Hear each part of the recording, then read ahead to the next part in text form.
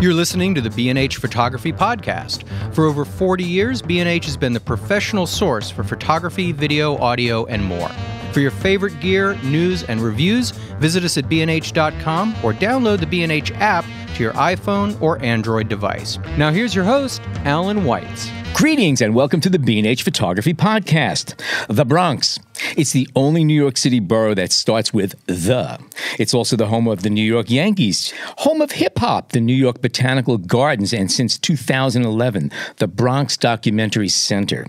The BDC is a nonprofit gallery and educational space founded by photojournalist Mike Camber. The BDC is a community-oriented cultural center that sponsors exhibit screenings and workshops. Their mission is to share documentary photography, film, and new media with Bronx communities and the cultural community at large. Our guests today are two Bronx-based photographers who coincidentally are members of the Bronx Documentary Center. Rhynna M. Santos was born in Hatorrey, Puerto Rico, and is a graduate of UCLA and a resident of the Bronx here in New York City. Ms. Santos' photographs depict everyday life, geographies, emotions, and the realities of people who live and work in the Bronx. Rhynna's photographs have been exhibited in Madrid in a number of New York City cultural venues, and recently she was featured in the New York Times Lens blog. Santos is the coordinator of the Bronx Junior Photo League. She's also the curator for the popular Instagram feed Everyday Bronx. Her current and perhaps most personal project has been documenting her relationship with her aging father, Grammy Award-winning Latin musician Ray Santos, for whom she has become a caretaker. Also joining us today is portrait, event, and street photographer Michael Young. Michael's photographs appeared most recently in The Corner, a pop-up group show at the Bronx Documentary Center, and Black Documents Freedom, an exhibit honoring renowned photographer Jamel Shabazz at the Andrew Friedman home in the Bronx in 2017. His work has also appeared in Almost magazine. Welcome, Rhynna. Welcome, Michael. Pleasure to have you guys here. Pleasure to be here. All right. Let's start off with, Rhynna, if we may, and ask a question here. Tell us a bit about your project, Papi El Maestro. Well, Papi El Maestro is currently actually exhibited at the Bronx Music Heritage Center. Mm-hmm. And when I was approached by the director, Elena Martinez, she asked me, do you want to have an exhibition? And I wondered I was thinking, well, maybe I would give it to my group, the Bronx Women's Photo Collective, or maybe I would do something else with someone else. But because it was the Bronx Music Heritage Center that was a block away from where my dad grew up, I'm like, I think I'm going to show the work I've been doing on my dad for the past 6 years. Have felt really right. And so basically, hashtag Papi El Maestro is my exhibition, my work, my love for my father through images. So I chose to be able to exhibit my dad, and because, we're always at the BDC, the Bronx Documentary Center, I wanted to try to do something a little bit, not just incorporating my documentary work on my dad, but to try to be a little bit more creative too in another way. So I decided to do 3 parts for this exhibition. Part 1 is how I got to know my dad when I was a kid. And that. Did your father travel a lot as a musician? My parents were divorced when I was 3 years old. Okay. So they were very close, and my family was very close still.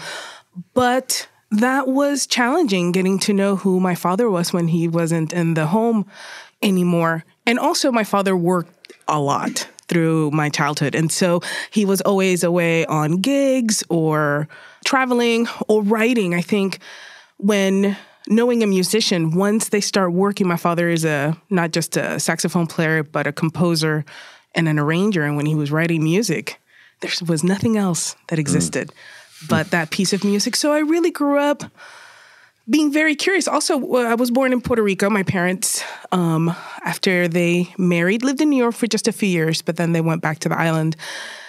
And so I wondered he was from New York, he's a New Yorican, and that was really interesting to me. Like, what was that? What did that mean? I just knew the island. So I really started to get to know my father, or a larger piece of who my father was, through these archival photos that I would find in my grandmother's house. Now, you mentioned that you were approached after 6 years of working on this project.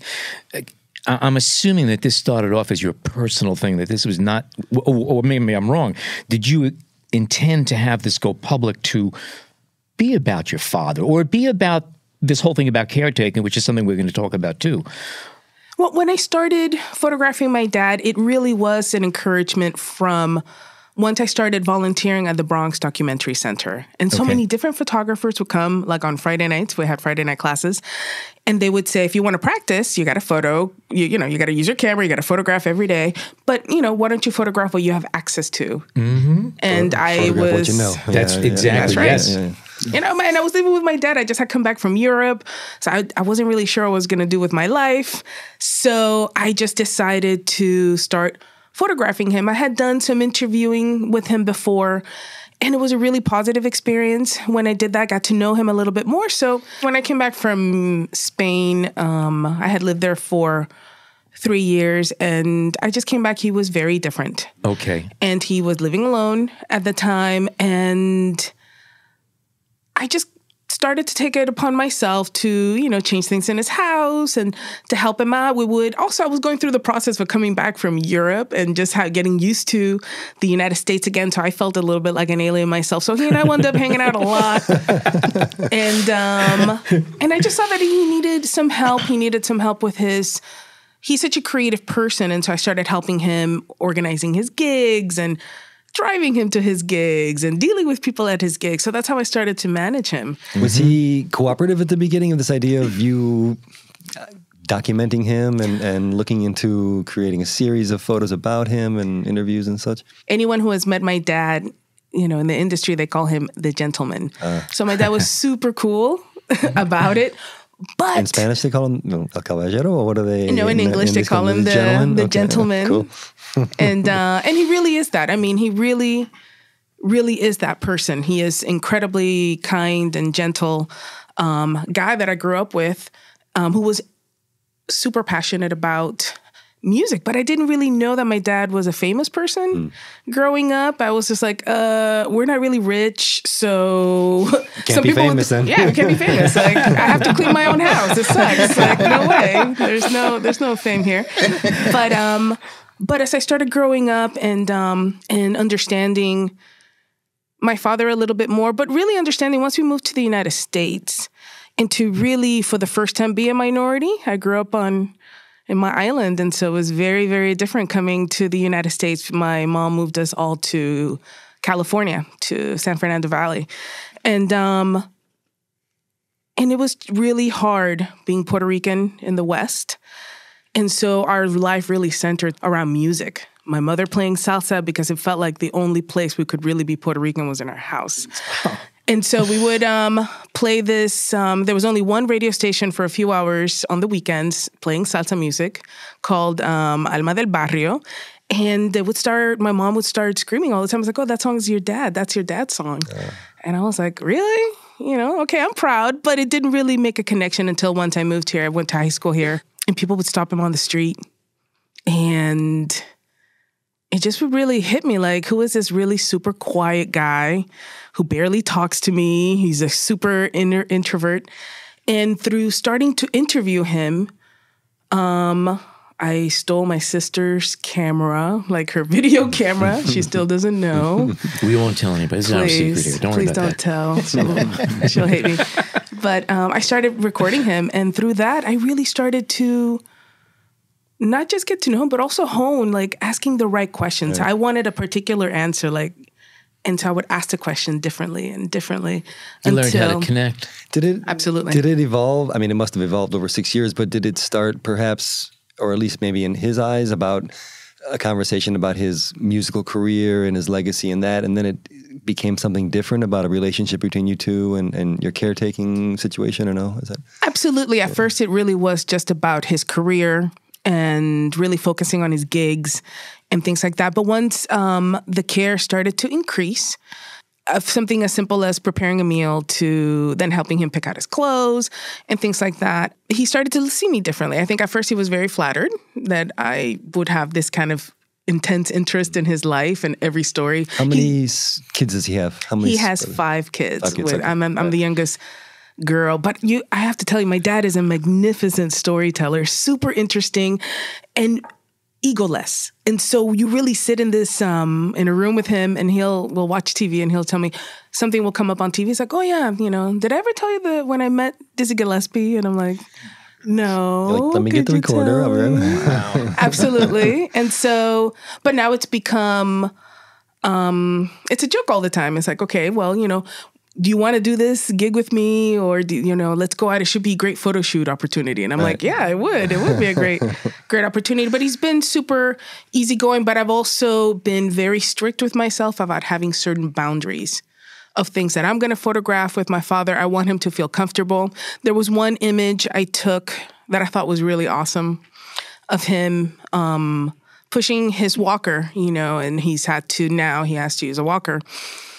And I thought the picture was great. I take him to Orchard Beach. We walk around in the Bronx, and he asked me to take it down. And that was the first and only time that he's ever done that. And he really didn't want people to see that. And I really understood, he's a public person. So, yes. I was going to ask you, because again, I imagine even early on when you started to reconnect with your dad, he's putting a lot of his street cred and his pride out there. There's a certain persona that he built up and maintains, but he also had to surrender that to a little bit of, he had to humble himself to start looking at you saying, I do need help, or acknowledge the fact that, yeah, help me with this and stuff. Was that easy for him to do? No, it was not. It was not. We actually had a conversation today, and this is one of the things that really encouraged me to open up about the caregiving that I do with my dad, to try to connect with other people that are going through it. That is something that it is incredibly challenging. As an artist, I looked at other projects of family members, like American families, and I couldn't relate to that type of storytelling. And I didn't really have a Puerto Rican or Latino project to really use as, inspiration. Yeah. So, isn't there a certain universe, and not to knock that thought, but isn't there a kind of a universal meaning to caretaking? And we were talking before the show. I mean, my mom's 95, and my wife and I are essentially our primary caretakers. And it's something that is humbling in its own, but it's also something that's very strengthening, because you realize you get the bigger picture of what this is all about. Is there a big difference? And if so, how would you point to it as far as you saying that of being a person of color, a minority in this country, compared to me, where I blend in? I'm Jewish and everything else. I'm also second generation here. What are the differences? What kind of challenges would you have specifically when it comes to, say, caretaking? These things how would it go? Well, the first thing I would challenge you to think about is, instead of using the word caretake, I would use the word caregive. Thank you. To be a caregiver. I think that also gives you a lot of agency, you and your wife, instead of taking something and there's this weird exchange. It's about really lovingly giving. All points taken. Very valid. Thank you. I know for me that helped me. Yeah, no, that's important. It gave me a different perspective on it, and also that it is a choice that we make. And once you accept a choice, you go through it very differently. Oh, yeah. So those are the first things. But then, as I'm doing this project, even before I started going to the Bronx Documentary Center, I have loved images. I have loved taking pictures. I didn't have the language or the knowledge or the expertise before I went to the BDC, and the BDC became my elementary, high school, college, grad school, everything in one. And I will always be incredibly grateful for them, because at that point, I wasn't going to go to grad school for photography. Again, I didn't even have that understanding that they gave me there and support. But as I've always considered myself a lover of photo, so I've always been attached to photography. I've always had a camera of some sort, super cheap. But the connection, no, super cheap. I didn't, no judgments. None whatsoever. So to me, when I look at art, I always look at it obviously through the lens of a woman of color, because of one, equipment and everything else, that I didn't have access to growing up. So I would see my father always through the lens of someone that had to capture it through photos, because I've had to capture my whole life through photos, like a journal. And I couldn't relate to other projects because culturally, where I come from, I look at my mother and my father in a very respectful way. Mm-hmm. Yeah. There's certain things you don't, Puerto Rican families, there's certain things you don't share in public, certain things you don't talk about in public outside of your own family. And photography is about opening that and breaking that boundary between, participant and viewer. And so for me, that's what I really struggled with. So I couldn't never divorce myself from who I was and the subject that I was shooting. So has it gotten more difficult with my father? Absolutely, because he has aged. He's 90 years old. He turned 90 in December, thank God, and he's still incredibly sharp, working currently. An incredible holder of I Can't Express of Latin music history. He will read music encyclopedias like books. And he will tell me, he's like, well, that person, that's the wrong caption because that's not that person, this musician. And also seeing, as a person of color, understanding the lack of means and connections to education and materials, also is how Latin music is really seen as low art. And so I also had that pressure, like, I really have to document this guy, really try to get, the right information, the history, because this is not just my history, but this is American history too. Latin music being so incredibly popular, late 40s, 50s, early 60s. It desegregated the dance halls in New York City in the 50s. Made Paul Simon's reputation. Absolutely. And along with many others. Right. Yeah, and that's the thing. My father has worked with so many different people that people would actually I read his credit lines. He's awesome. Yeah. He's awesome. Yeah. No, he is. And so it's been challenging to really walk that line of being a loving daughter, a daughter that also wants to develop her own photography career, regardless of what's happening in my personal life, but then also trying to elevate this person that I feel has been really ignored, this incredible creator and giver of talent, within the Puerto Rican Latino community. And then also to really try to pass on this pride about the Bronx, too, because the Bronx, has also been the cradle of Latin music within New York City, too. So many of the greats lived in the Bronx and met in the Bronx for a reason. Do you think this may spill over to something bigger in that sense, into music and Latin music in the city, or who knows? I really do hope so. I've been very much, because I feel as an older photographer myself, I started later in life in photography, not like, a lot of people start very young or go to, undergrad and grad. I think that I'm super open for this to really evolve into something new. Was this your first long-term project? Yeah, absolutely. Okay. Yeah.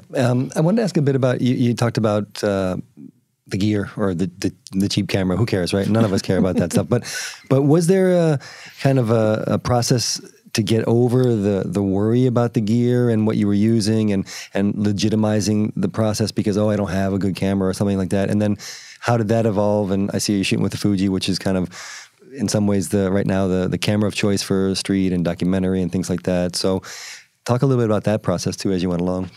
I think that's a great question. I think that's a great question to really talk about and a theme to talk about when it deals with of color photographers or, photographers that, don't have access to, absolutely. Right, money. I mean, and that is real. That's what it is. Yeah. When I would meet all these different photographers and again, being at the BDC, so blessed to have these amazing famous people walk through the door every Friday. You're just like, oh my, and there would be 10 people in the room. So you can ask all the questions you wanted. But one of the questions always would be is like about access. Where did you get your, not necessarily about, what camera you're using, but how can we create art if we don't have that $10,000 camera, And it became this personal and political point for me. And it really informed me as I continued, and this is why I do the Instagram feed. I'm the founder of Everyday Bronx and part of the Everyday Projects group. And because it is about creating images through your phone. I mean, obviously now things have changed since Instagram started, but I'm such a huge proponent of access. Everyone should be able to express themselves through photography if they choose so. So I don't, and so when I talk and I, do talks with kids and things like that or other adults, I always try to bring this up about access. For me, it was hard because I did walk in believing I have to get, the top camera. There are some projects. I mean, what look do you want to have? Yeah. What do you want to say? So, I mean, it's a real thing. But there's also a bottom line, though. I think that once you understand photography is the camera is not the critical aspect. It's your eyes. If you're a photographer and you know what you're doing, you could just take a box with a pinhole in it, and you can go out, and within those limitations, take a good photograph. Get there. I mean, but you have to get there. But once you get there, you realize that you don't need that $8,000-$10,000 camera. You don't. And also that lack of access makes a difference. Then it really does inform who is actually taking photos now and who is not. And so that's a good thing to talk about as well, to be able to, how can we usher more, people of color so we can tell more well-rounded stories. And also to me, just even not even wanting to be, even if you don't want to be a professional photographer, again, talking about, how, if you're poor, you don't have the privilege of exercising your creativity, and that is painful. And I think that is something that we need to talk about as well. I don't teach photography or, to try to push everyone into becoming a photojournalist, but it is so much so about giving people the knowledge and belief that they can express themselves. And I think it's important, especially, among a community of color. On the flip side, I'm sorry to cut you off, but a flip side to this conversation is that in a series like you're doing with your dad or any other kind of intimate thing, you may not want that big camera. You don't want that big loud clunker. You want something that's not going to get something that's more transparent. It's a great point because the reason that the exhibition is called #Papi El Maestro is because I started it on my phone. Right. Mm-hmm. So talk a little bit about did you, and I think Alan touched on this, did you ever think you were going to be having this in the New York Times, exhibiting it even? Did it start as something just to kind of work it through your own system and see where it goes as a project? And you mentioned the BDC and how it began, but what did you think about it when you first started? I also thought besides, just practicing my photography and documenting this, famous, important man, I just thought it would be important for our families. I grew up, I only had 2 photos of myself when I moved from Puerto Rico to the United States. So to me, also printed images are a big deal because I didn't grow up with any, and we were so poor when we got to the United States. We didn't have a camera for a really long time. So there are huge chunks of my life that are not documented at all. So I'm obsessed with that because I didn't have that, in my life. Ziza Cruz Bacani on our show said something very similar. And it's meaningful and it does reflect because also I have been privileged enough to travel the world. I've lived, in Spain. And, I love art. I love going to museums. And the thing is, my experience has always been, I barely ever see people that look like me in frames, in photographs, know. And for me, it's like, wait a minute, I want to try to create images that I want to look at. When you find something that is missing, then do it yourself. I mean, that's how come my series, Fandom, Size, and the Force, I went to Star Wars convention in Anaheim, California, and I decided to photograph plus-size women, Star Wars fans, at the Star Wars convention. It's super, super unique. And, I felt really weird telling, my friends at the BDC that I was going to do it. But it became one of the most transformative experiences I have ever had in my entire life because I had always hoped, looked for, and dreamt to see those photos because, 1, they're female fans, and 2, plus size people do exist and we have, respect. And so I've been photographing I'm going to go to the Star Wars convention in 2 weeks. So I'm going to meet some people that I photographed through 3 conventions and to really chronicle the difference in how it's a movie, but how this movie and the changes in the movies of inclusion of other people of color has changed fandom and how, as people of color, we also change a space because we are there. If you go there, there are about 50,000 people, and it's people from all over the world, unlike what you would see in some of the fandom world, which is just it looks like white men. Like, that's not really true. Wow. That's a great point. Yeah. I wanted to get back to maybe two questions regarding the Papi El Maestro, but you said he asked you to take out a photo.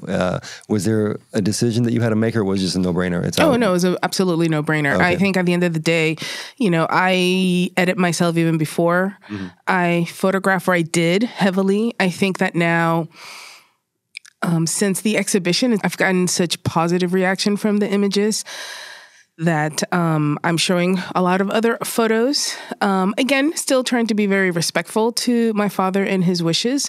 But no, I mean, it was a no-brainer that I would remove that image that he didn't feel comfortable with. There is a photograph that I saw of him with a walker, isn't there?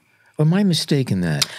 No, I'm not in the show. Not in the show. But in the New York Times article, perhaps? Yes. At a cemetery. Am I right or wrong? Yeah, okay. That's the only one. That's the only one. All right, but he was okay about that, or is that where you started to get a little bit of... He was okay with that. I think that I think he's had to relent too a little bit. Come on, it's your favorite newspaper. Come on. That's right. It was a give or take, right? At the grave of his parents. So that's right. I mean, it was a great photograph. It's a lot of very powerful. By the way, I also want to just go back to one thing. You're talking about, in the Bronx, people do not have the means. Having the time to be creative is a luxury, and then having the tools is something that is not easy to get a hold of. And I've referred to this so many times, but one of my teachers in high school said something that I'll never forget. And it was about creativity. And we were given an assignment, and there were all kinds of things. It has to do this, has to do that, and all these parameters, and everyone's bitching and moaning about it. And he said something that will never leave me. He goes, you have to understand something. I'm giving you these limitations because you need a starting point, because once you know what you cannot do, everything else is possible. You start with your limitations. That's your starting point. So if all you have is this $20 camera and a 12 exposure roll of film, then that's your starting point. You go out and you take 12 damn good pictures to the best of your ability at that point in time. Absolutely. I mean, it's a question that I get asked quite often in terms of gear. Like, what do you use? How do you take the images that you take? I think I started out like with a Pentax. But the thing was, I had to come full circle. I got that camera. I shot with it. I love the images that it produced. And it challenged me in terms of its limitations when I didn't know its limitations. Yeah. And it forced me just to be able to use the equipment that I had. I had a 50mm lens, and I think I had a kit lens, 18 to 55 kit lens. And I just kind of took off with that camera. For me, I started shooting... my wife got me a one-day workshop to learn about manual photography. And after that, I think things just like the whole world just changed to me. And I started wanting to get the light, the flash, the pop-up flash. I wanted the light off the camera, and I started moving that light around. And man, I can't even tell you what happened in terms of it was really transformative for my life in terms of just being able to take this camera and just create these different type of mood and just like sculpt light. And in the beginning it was difficult to learn, but I used YouTube and I was on Flickr. I was like one of the earlier people on Flickr. This is before Instagram. And again, it was always a thing where I was finally able to upgrade and get a Canon 5D Mark III, like I think the year that it came out. But the crazy thing was, after I started shooting with the Canon, I loved the images, loved being able to shoot full frame, and it gives a different look and a feel. But it didn't make you more creative. No. Or it didn't make you a better photographer, right? It never makes you a better photographer. That's right. If you can't take decent images, even with a cell phone, then, it really comes down to your creativity, your eye. And the thing that I love about photography that I carry with me is I don't have to be in competition with anyone but myself. Everyone has such a unique perspective and vision that it can't be reproduced. 10 people can be in the same room taking 10 different pictures of the same subject, but it always comes out different. So it never ceases to amaze me. And that's kind of what I use when I talk to people about not getting hung up on gear. I started out a little hung up. It wasn't, I think, until I upgraded and got the camera that I wanted and got the lenses. I look at the camera body is really the camera. Each camera with its limitations causes you to think differently and approach your subject differently. So one of the things that happens to me is like if today I'm just going to be using my phone, or today I'm just going to be using my Ricoh, my mind is like focused on its plus and its minuses, and I'm going to push it within its parameters. Right, within the parameters, and it's always trying to shoot within those parameters with whatever gear I have. Helps me not to like obsess over getting a 5D Mark IV, which I'd like to get, and I'd like to get the Fuji GX. I'd love to shoot medium format, but I'm actually shooting with a Rolly as well through the BDC, and I'm shooting film, and I'm shooting 120 film and shooting medium format, and my God, I love it. I love it so much. I love the aesthetic of it. And I'm hoping at some point to incorporate that into like my street fashion going forward. And just being able to have that tactile feeling where you're taking the image, you're developing it, and you're in the dark room, and the image appears in the chemicals, and it's just such an amazing thing. It's such an amazing process. Your work, I came to know you through the street photography, mostly the black and white stuff. But you got all kinds of work out there. And, the commercial work you're doing, and landscape, and the color work. When let's say you wake up on a Tuesday, I mean, how does it work? How do you decide today's a color day? Is it eeny, meeny, miny, mo? Yeah. So initially my inspiration, I have an encyclopedia of inspiration. So it begins. Can I borrow that? Yeah. So it begins with my aunt, who was the family documentarian. We all got one family, right? We always have that member, right? Uncle Jerry in my house. Okay, all right. Well, it's Auntie Tell. It's really Aunt Ellen, but when we were kids, we couldn't pronounce Ellen, so we came up with Auntie Tell, and it kind of stuck, and it's never changed, right? Yeah. So Auntie Tell used to take all the pictures, and in the square frame, she used to put all of the captions and the information. And it filled the albums. And I remember as a kid always loving, that I could always see the milestones in our family history in those albums. And she even created albums for each one of us. She was really, really good at documenting things. Do you think we're going to be passing hard drives down to our grandkids with folders? That's how it's looking right now. Yeah, I know, and it's scary because I don't know how many kids are going to be able to crack those things open. Right. I know. And it's if a whole they other crash, topic. it's all gone. A whole other topic.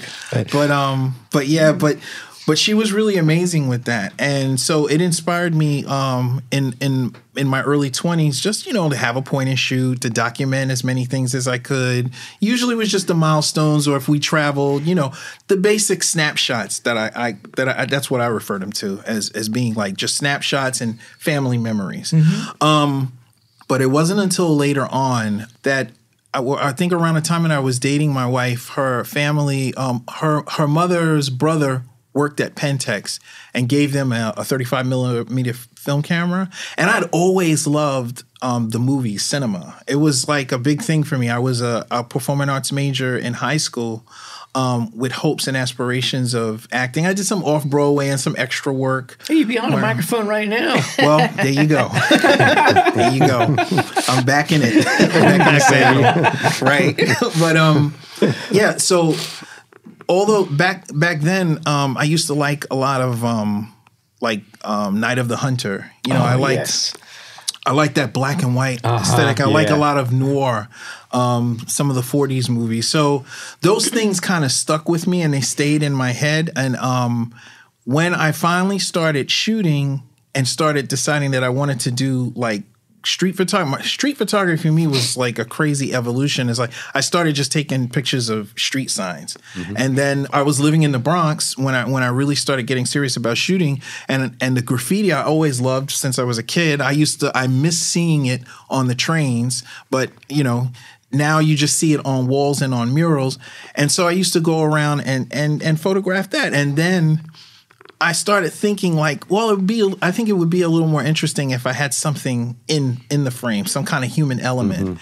So I started doing that, and it started just to evolve from color, the signs, the graphic, the textures, all of those different things started evolving, and I started messing around with filters. If I shot with my phone, or if whenever I was shooting with the Pentax, I would, I put it through Silver Effects Pro, and I saw all these different presets, and it just tripped me out how different things looked when you took the color away, when you remove color. Can I ask you to jump in here real quick? Because my evolution it sounds kind of similar, in terms of starting in the street and what you see around, graffiti, signs, whatnot.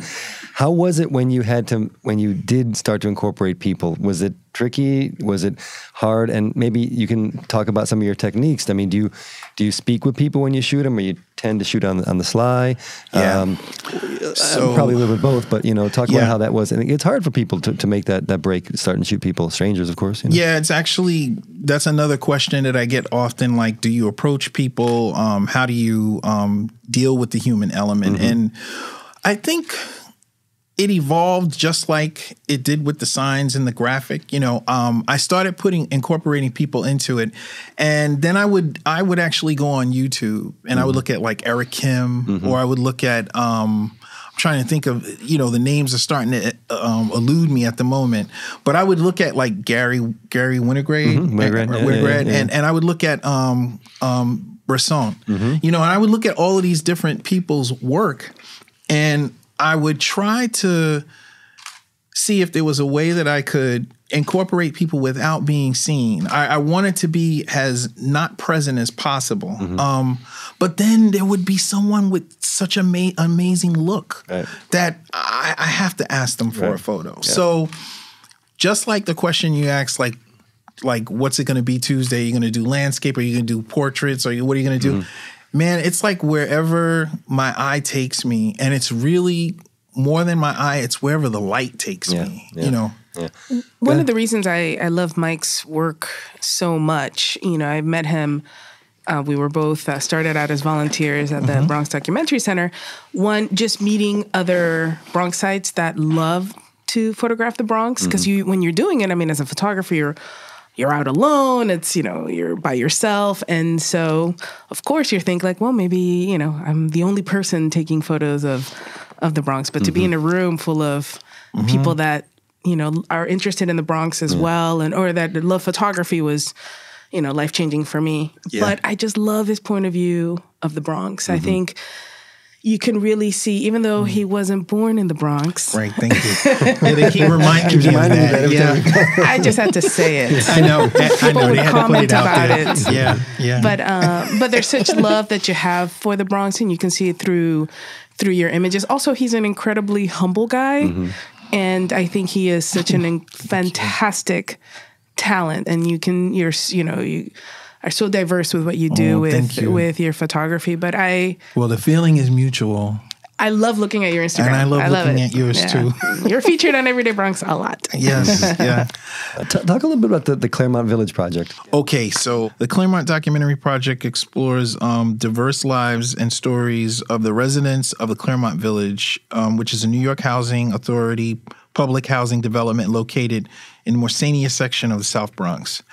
So through photographs, oral history, film, and multimedia, Rhynna, myself, and a group of other photographers are going to be exploring a range of political and economic issues such as lead contamination, food security, access to healthcare, infrastructure, and policing. We also will follow the lives of everyday families, collect oral histories from the houses of the oldest residents, and chronicle the West African community that's there. The first year of the project was from 2017 to 2018. It was photographed by the Bronx Photo League.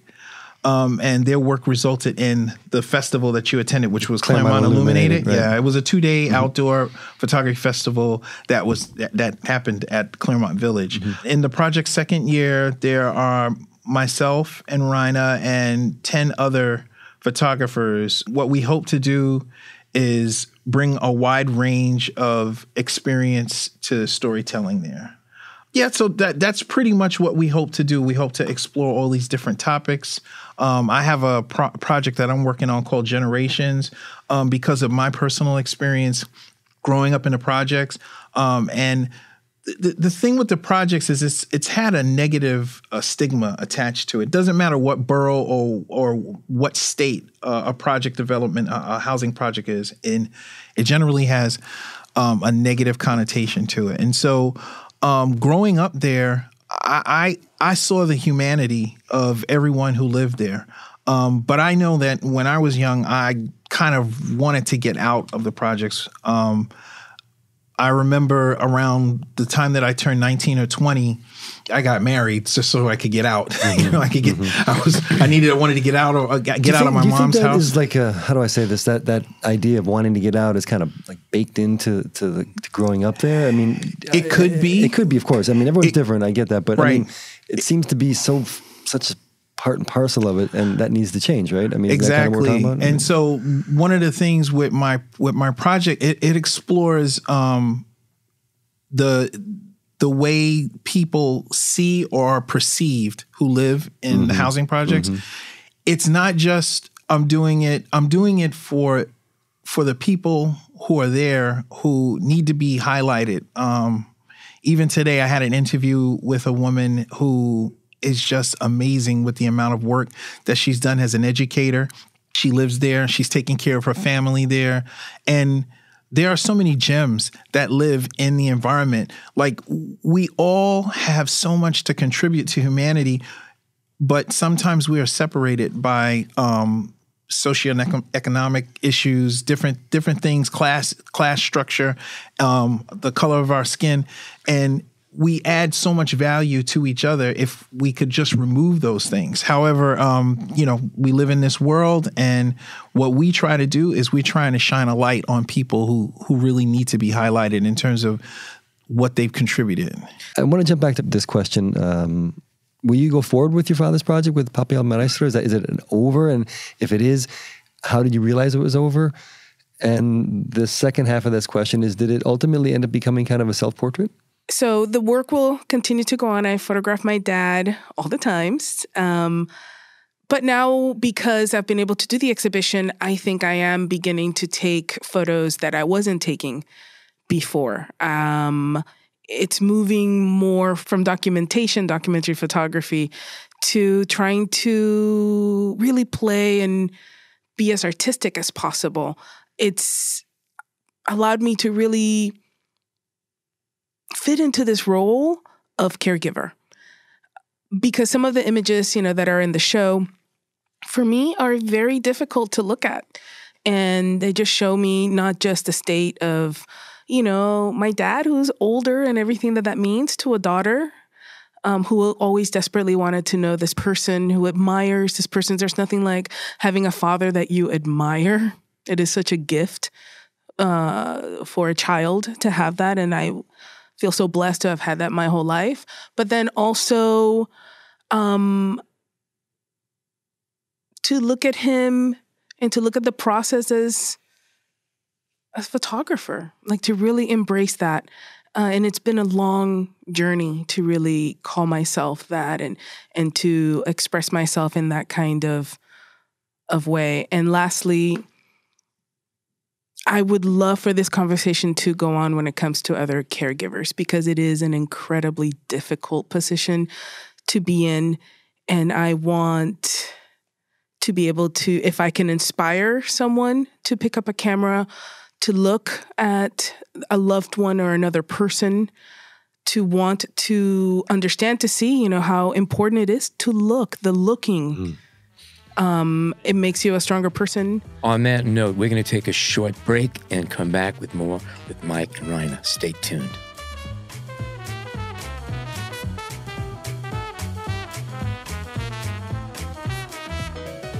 We hope you're enjoying this edition of the B&H Photography Podcast. Send us a tweet at BHPhotoVideo, hashtag BHPhotoPodcast. Okay, we are back. John, you had a couple of questions. Why don't you jump right into it? Okay, well, thank you. Alan mentioned at the beginning of the show, the Bronx Documentary Center was started by Michael Camber in 2011. There's this beautiful house that serves as a gallery and workshop space and I guess offices as well. But in my experience, the doors are open. It's like a community center. People can just come in. Now, are you guys within walking distance? Do you guys kind of find this as part of your day-to-day life? And talk about your experiences there and how you came to be part of it. And now you're on staff to some degree, right? I mean, yes. You are on staff. So, yes, I have 2 jobs there now. Okay, cool. But when I first found out about the BDC, I was at my first exhibition in New York City. Someone brought up the BDC, and I had never heard of it. I looked it up that night, wrote Mike the next day, and he said, come on Friday, which was the following day. And I was at the BDC on Friday. What year was this then? This is 2013. Okay. Fall 2013, and I've been there ever since. But for me, I live about maybe 12, 13 minutes driving from the Bronx Documentary Center, and I can't express to you the privilege of having an art place about photography where you live. I've never experienced that in the Bronx before. I mean, obviously we have the Bronx Museum and other art spaces, but something specifically for photography. And when I walked up, it was this beautiful building and it has these glass walls. It's a historic building, if I'm not mistaken, right? It Part is. of the preservation, yeah. Absolutely. And it's I think it used to be many, many things, like a Dutch bar or Really? You know more than I do. Really? and Wow. a candy store. It was abandoned before Mike got it. Yeah. It was a Blockbuster video. No. But just impressive just to have, again, in the South, and this is in the, in the South, the real South Bronx. real South Bronx. Actually in the real South Bronx. And so just walking up, it was just really taken by the fact of it being such a beautiful place. And sadly, you don't see that type of investment from people from the outside of the Bronx to make in the borough. So I felt from jump that this was a special place. But then walking in and talking to other photographers, finding out that there are other Bronx photographers, I was shocked because, again, photography is such a solitary thing. And but it is so important to have a space where you live. I always had to get on the 6 to go and see anything about photography or or other art forms. And so, I never lived that privilege that I'm going to get in my car and I'm going to drive, 12 minutes and I'm going to be there. That to me, and it sounds like nothing, but it really changed my life because it allowed me to actually be a huge part of this place. And it's, in a sense, it's yours. I mean, you can take ownership of something that's right there. absolutely right. And that makes a difference. Sure. Yeah. Yeah, Michael? So my experience is similar in the same year Rhynna and I came to the BDC at 2013. But my experience was, okay, I moved from Soundview section of the Bronx over to the Melrose section of the Bronx. And this is where I'm starting to develop my love for photography. I lost a friend whose wife sold me his camera equipment. And my wife gets me this manual workshop, and now I am like on a mission. I'm working 25 years in finance, and suddenly the only thing, and I hated it. I hated every day of it, being stuck in a cubicle. And the only thing that seemed to really speak to me and really like lift my spirit was taking images. So my wife, who was a huge inspiration in my portrait photography, because she was the person that I really started photographing. Her and my daughter, and you're right. And she became my muse and still is. She was walking through the area and she saw the BDC. Now she knew that since I was starting to like really start putting a portfolio together, like, well, maybe this is a spot, Mike, that you could go to. Maybe you should talk to them about maybe doing like having a show there, because she didn't know what it was. And I stopped over and I spoke with Mike. And, he told me, send me a couple of shots and come to our Friday night class. And I was like, it's not really a gallery space like that, honey. But, it seems like a really cool environment to hang out, and there'll be other photographers there. They talk about that they have this class on Friday and they critique your work. And so I stopped in, and that was kind of it for me. I would go on the Friday nights and be so inspired by not just the amazing photographers that I met that shot in the Bronx, but also the different talents that they would bring in to speak with us and kind of educate us. And I knew something special was going on, because every time I sat there and they put images up on the projector, there would be like moans and sighs coming out of me that I wasn't aware that I was making, because of the imagery that I was seeing. Power of the image, the power of the image, exactly. And it was so incredibly inspiring and encouraging to me, to what I was doing, and I just wanted to be a part of it any way I could. So I've volunteered a couple of times for a few events, and now I'm a part of the Clermont Fellowship. Has the association changed your work a little bit? Have you seen? It changed my life. My very first exhibition ever was at the BDC, Bronx by Bronx. And Rhynna was in that show, and there was how many of us? Like 20 of us, where our work was exhibited, and it had a really great reception. And for me, it was like really amazing, because it was, how did I end up here? How did this end up happening? And I know that since the 2013, like the reputation of that place has only grown with everything that's been going on there, and all the work that they're doing in the community, especially with the work that they're doing with children, exposing them, especially in an underserved area. They're exposing them to the arts. They're exposing them to photography.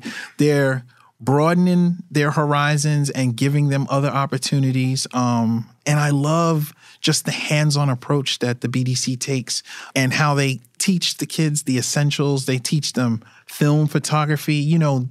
They take it back to the core. Yeah, Mike is talking about the after-school educational program at the Bronx Documentary called the Bronx Junior Photo League, and it's expanded now to, we have 60 students.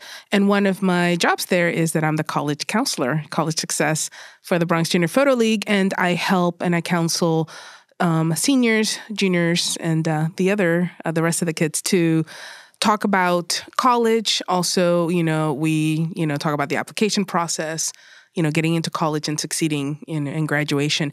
And I think that is an example, that college success is an example of how thoughtful the Bronx Documentary really is, and about the success of people. And this happens to be for young people. We also, being involved with the Bronx Photo League, which is the adult program. We're taking a little break right now, but once we're able to get going again on it, it changed the lives of the people that are now my friends, that I've been able to be featured in the New York Times, being able to meet other photographers, and to really just give an opportunity, one, education, and to support and help to be able to move forward in a career of photojournalism, and then evolving also into the Bronx Senior Photo League. And that leads into my second job at the Bronx Documentary Center, which is I teach older adult digital photography. And so we just expanded the program literally weeks ago into 2 other centers. So now we're at 3 centers. And then, so I've been able to really literally see the different age groups, from teenagers to adults to older adults. And what I have seen similar, in all these groups, is this desire to learn and to grow and evolve. And if you really do quality work, quality educational work, you will get that back. And that's what I love about the BDC. The BDC also runs, it's a group of people because of the incredibly dedicated staff. People are attracted to go there because they themselves have very similar philosophies about community, about work, and also about art. And so I love that about the Bronx Documentary Center. But I started as just a volunteer, and now do you get the connection between everything you just said and our original conversation when it came to your project about your father? It's all about caregiving. Everything you're talking about here is about giving. And what you get when you give. Yes, yes. But you talk more about giving than taking and getting. And this is why I really wanted to develop my photography career in the Bronx with other people of color. I was, lucky enough to go to UCLA for undergraduate studies. And again, being a minority there too. And I just didn't want, because this was now my choice. I could do whatever I want, but now I wanted to really try, my hand at photography. But I wanted specifically, it was a choice that I wanted to develop this art form surrounded by other people of color, and for them to be my subjects as well.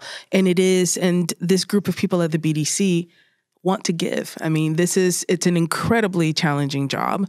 You are working all the time. It's not just, dealing with the educational program, but also, the ongoing exhibitions, documentaries, talks, book launches, community, we have the block party. The block party, the first, Latino photo festival in New York City. That's right. That's going to be an annual thing.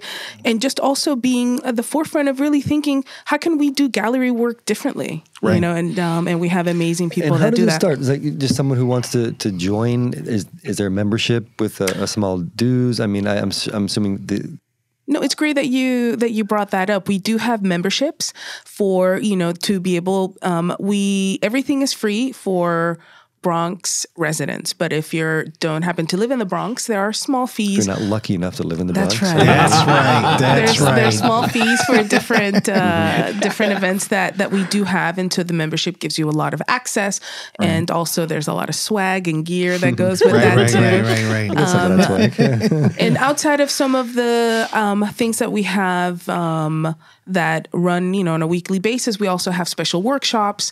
They give a lot of access to where someone who is going to ICP, they would have to pay large sums of money for the access that the BDC provides, mostly for free. Mm-hmm. And if it's not completely free, it's at a very discounted rate. Right, absolutely. Right. I mean, to have that two weekend book workshop for the price that it was, I mean, that's incredible. It was incredible. But then if people are interested, we also really desperately need volunteers. Mm-hmm. Right. And so that's another way to really get involved and to be able to really give back. And also just being around other photographers. I think that's elevates your work as well. Yeah, it's always been an elevation to me to be able to get feedback and to be able to sit and see other people's work and just be inspired by that and also be an inspiration to other people and to be a mentor to other people, to be able to talk to other people about sharing our philosophies and our techniques on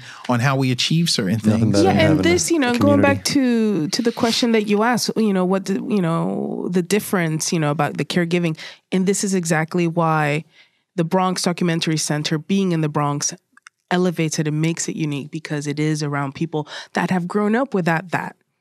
And there's a level of appreciation and then also a deep understanding of really needing to pass that on because the cycle needs to continue and hopefully be able to really usher younger people and older adults into creating. It's like, there's an artist inside of you too. That's and maybe right. you didn't have the time for it now, but you can do it now. Let me ask you real quickly, is the part of the mission of the BDC to document the Bronx necessarily? Or, are there photographers there who are working on projects that have nothing to do with the Bronx? They're just using it as kind of their base? No, absolutely. No, yeah. We have photographers that covering, different, things that are happening in different countries, different states, Manhattan, everywhere. Where's that now? What? I don't know.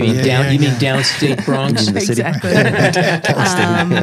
But I think it's, so we have photographers that are working on a lot of different things, not just in the Bronx, but there is a need, specifically in the South Bronx, to fill a need for people that without a place like that wouldn't have that level of access.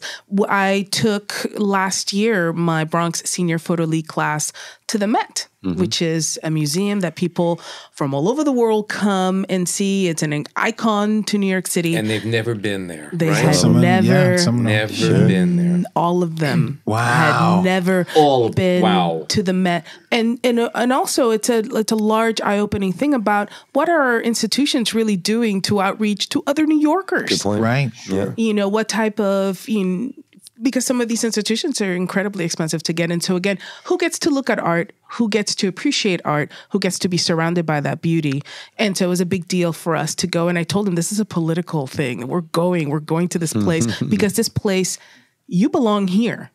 And you're going to change that place just by being there. And telling that to older adults, they were on fire and they loved it. That's awesome. They loved it. Even the ones that had a difficult time getting around, moving, having physical limitations. Well, just think, if part of the goal is to have the stories of the Bronx told, just think in 10 years or 15 years when the first generation of kids that started it or came through the BDC are out there telling their own stories. It's just going to grow. That's going to be something. That's going to be something to see. Yeah. It's really important also as, with kids, adults. I am a direct, I benefited from the education. It made me feel differently.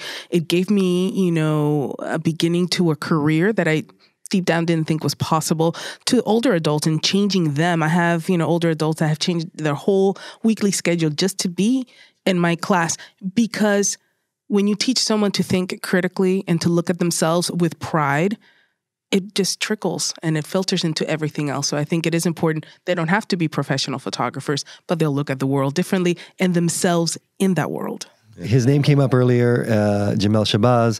So, and I heard you say he was a mentor. I know for you. So, can you guys just talk a little bit about his influence, the role he's played, the status he has now in New York City photographers, and anything else you want to comment about him?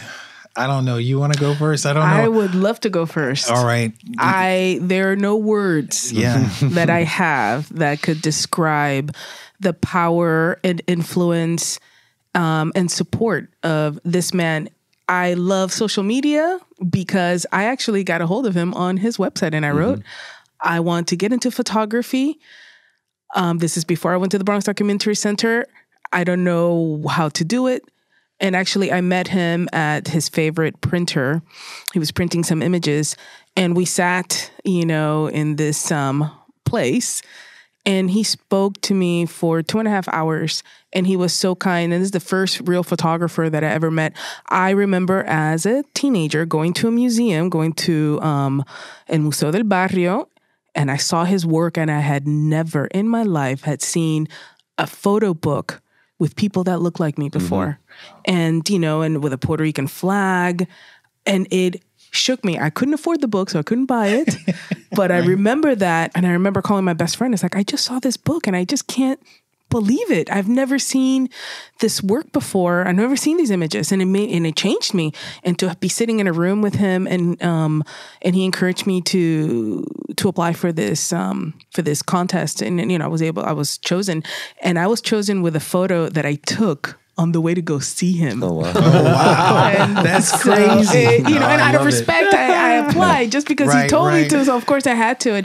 And that's the first time that was ever featured in a gallery. And it was an image that I took and on my phone, on my cell phone. Yeah. So, Michael, anything you want? So I don't even know where to start with Jamel. He's been a mentor to me. He's been a friend. He's been he's an iconic photographer, but he's such a gentle and humble. He has such a gentle and humble spirit. Now, my first actual meeting with Jamel was I was told by Laura James, she kind of put that show together at the Andrew Freeman for Black Documents, that we were in the show with Jamel Shabazz, and I was like, oh my gosh, I seen this man's work. This man's work is incredible. As a matter of fact, some of my street fashion is modeled after Scott Schulman, the sartorialist, Bill Cunningham, and Jamel Shabazz. So I was blown away when I was told that I was going to be in a show alongside the work of Jamel Shabazz. He reached out to me on social media started commenting on my work. I was blown away. I mean, I could not believe it. And he had been such I don't know any of the words to say, but besides mentor, and he's been such an encouragement to me. For someone who's an amazing talent like that, to be that humble and be that giving of himself, it's just extraordinary. And he's just been, again, like such an influence in terms of what I'm doing now and how I'm shooting. I also think his influence is only growing. I mean, he's and it's really important to really see, you know, the history that he covered that no one else. Absolutely. Historically, his work is incredibly important, you know, and how people just see his connection with his subject, with the participants in the images. You could just see, you know, for someone to look at you, to look at the camera in that kind of way, there had to be this incredible special connection. And so for him working with, you know, the current, you know, photographers and future photographers and be that giving, but just his work in general, I think for him to see beauty when other people weren't seeing beauty there, that is genius. Exactly. And he made an entire generation, be looked at or be seen in such a beautiful way, in such a respectful way, and in such a proud way, at a time like the time before crack, which is one of his books, and just the style and the manner in which he presented his work and how he presented people. And there's like the thing that people don't know is when you look at Jamel's images, you don't know. You can put a story together. You can get an emotional connection because of the way he makes his connection with his subject.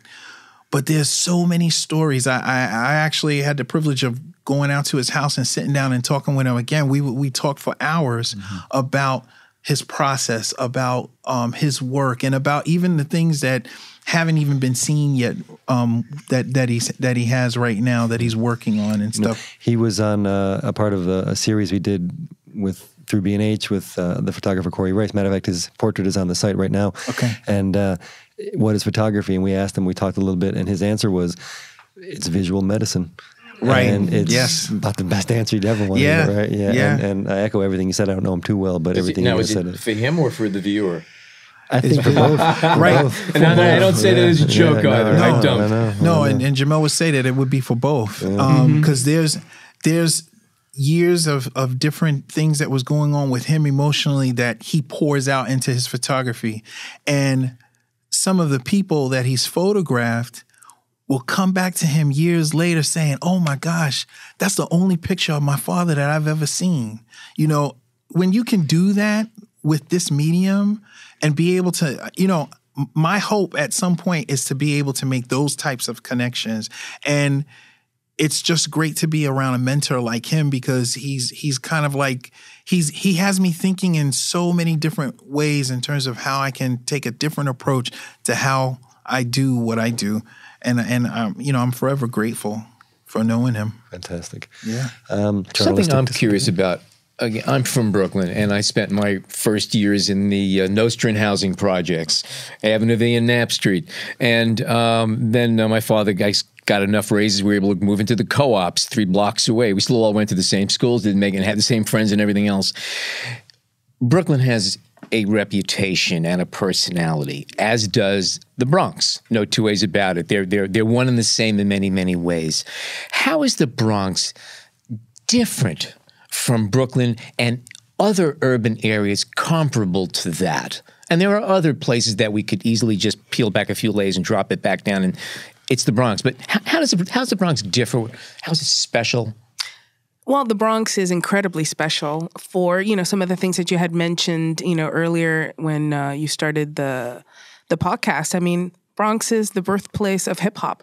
And everywhere that I have traveled to, everyone's listening to hip hop today still. So this is, you know, this American music form that was created here out of nothing by, you know, Puerto Ricans and African Americans. And we don't get everybody loves to talk about hip hop, but the South Bronx doesn't get any credit for really being the cradle of that art form. They never thank They Mom. don't get the street cred. No. Right? But in a way, it makes it different. And it's different because, one, it is such a negatively stereotyped place.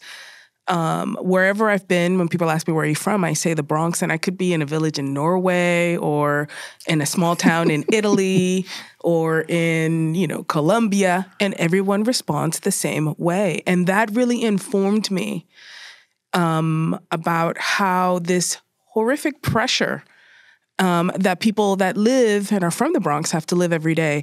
When I was there in high school, my high school girlfriends would tell me about, the Bronx, and I would always be super positive about things. And they were just like, things here are, I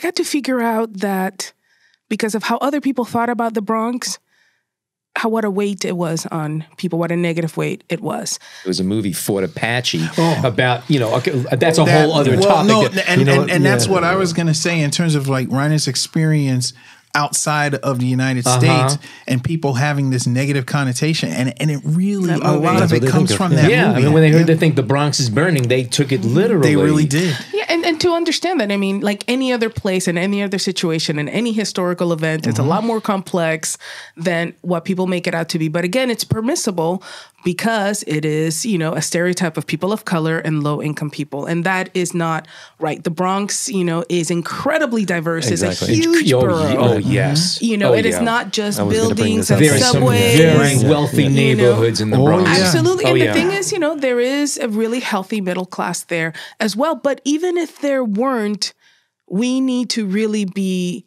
respectful to what is so wrong with being of color and poor or low income. Why is that okay to be the butt of every single joke? And to me, I take it personally because my time in the Bronx has honestly been the best times of my life. I've learned so much from these people that, get kicked in the face every day just from being and just living somewhere. And not even beginning to talk about their complex lives or anything like that. But you just say, and people naturally don't live that way. If you say you're from another city, they're not getting that kind of negative connotation that it's already like a rock on your chest. And so why is Bronx special? Bronx is special because no matter what people throw at people from the Bronx, they succeed no matter what. People are producing in this borough and have done so and will continue to do so.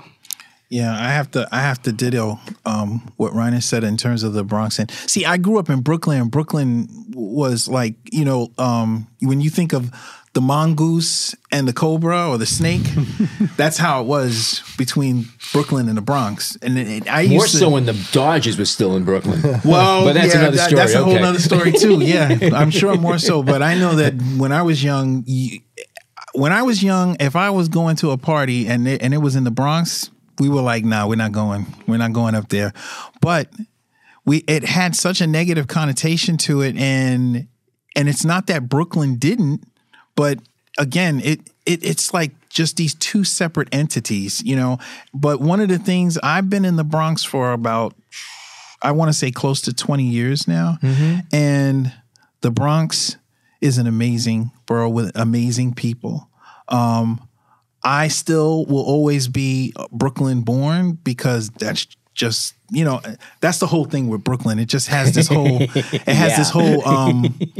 this thing, like my wife would say, you walk around like you got a chip on your shoulder. I said, yeah, that's just the Brooklyn in me. Sorry about that. So that I always carry that with me. But I don't know what I would have done in my life if I hadn't come to the Bronx. The Bronx is where I fell in love with photography. I fell in love with not just the photography as a whole, but also with the idea of shooting diversity and showing a side of humanity that sometimes I felt wasn't being seen in the Bronx. And so, I love the Bronx. Another show has to come to an end. Okay. Ryan, people want to see your work. Where should they go?